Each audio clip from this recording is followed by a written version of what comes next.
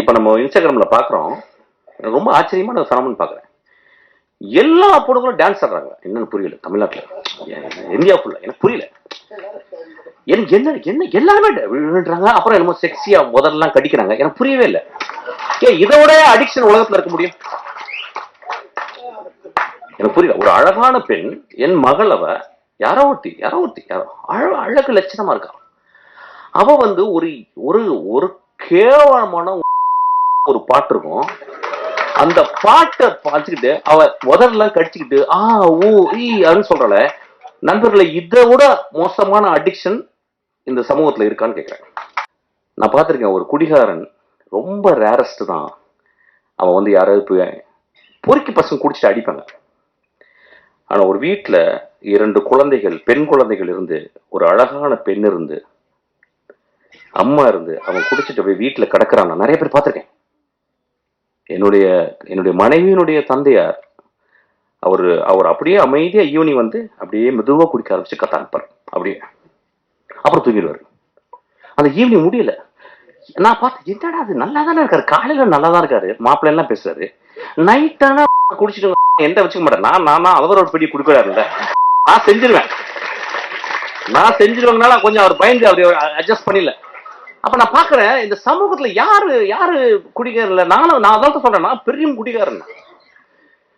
ஆனா எனக்கு பெரிய ஹோப் இருக்கு. எனக்கு மிகப்பெரிய போதை அதை விட இருக்கு. அது சினிமா. மிகப்பெரிய போதை எனக்கு அது இருக்கு. அது வந்து குரசவா. மிகப்பெரிய போதை இருக்கு. இளையராஜான்னு ஒருத்தன் குடிச்சிட்டு அதான் சைட் டிஷ். எனக்குலாம் போட்டு சைட் டிஷ். அதான் மனிதர்களை அதிகமா குடிகாரன் ஆக்குனது அவர் தானே வச்சுங்களேன். ஏன்னா இனிஷியேஷன் அங்கேதான் நடக்கும். ஆக்சுவலி குடிகாரனுக்கு பிறந்த 2 குழந்தைகள் இந்த படத்தை பார்த்தா, ஐயோ என் அப்பா எவ்வளவு நோபலான ஆளு, எங்க அப்பா குடிச்சிட்டு மிச்ச காசை எனக்கு வந்து தின்பண்டங்கள் வாங்கிட்டு வரானே அப்படின்னு சொல்லுவோம். ஐயா, மனிதர்களை நம்ம உடனடியாக எடை போட்டுருக்கோம். ஏன்னா நம்ம எப்பயுமே பாக்கெட்ல ஒரு தராசு வச்சிருக்கோம். அவன் வந்து சும்மா அப்படி சிரிச்சுட்டாவே ரொம்ப நல்லா இருக்குல்ல அப்படிமா, பெரிய பெரிய ஃப்ராடு ஏதானா இருப்பான். நம்ம உடனே நல்ல மனுஷன்ல. அப்புறம் ஒருத்தன் வந்து என்ன அப்படின்னு போவான், பெரிய அப்படிம்பா. மனிதர்கள் நம்மளுடைய கொடுமையான அடிக்ஷன் என்னன்னா, உடனடியா பாக்கெட்ல இருந்து ஒரு திராஸ் எடுத்து போட்டு நில்லுப்பா, நில்லு அப்படின்னு மனிதர்களை நிறுக்க வேணாம். மனிதர்களே. Okay, coming back. சாரி கேட்கணுமா, பகிரங்க மன்னிப்பு கேட்கணும்னு வந்திருக்கேன்னா, நண்பர்கள் தானே. சரி, okay. I'm going to take little time with you. Don't mistake me and don't stop me. Actually, I think I should also speak from my heart and my pedestal. முதலாவதாக நான் நன்றி சொல்வது, எனக்கு மிகவும் பிடித்தான பாடலாசிரியர், எழுத்தாளர், சிறந்த பெண்மணி தாமரைக்கு. தாமரையை விமர்சித்து பேசியிருந்தாங்க. அதில் வந்து ஒரு வார்த்தை சொல்லியிருந்தாங்க. அவங்கள்ட்ட முதல்ல நான் வந்து மன்னிப்பு கேட்குறேன். ஆனால் ஒரு விஷயம் சொல்லியிருந்தாங்க, வெற்றி என்னை இப்படி பேச வைத்துச்சுன்னு. 18 வருஷம் போராடி கொண்டே இருக்கிறேன் என் தாமரை சகோதரி அவர்களே.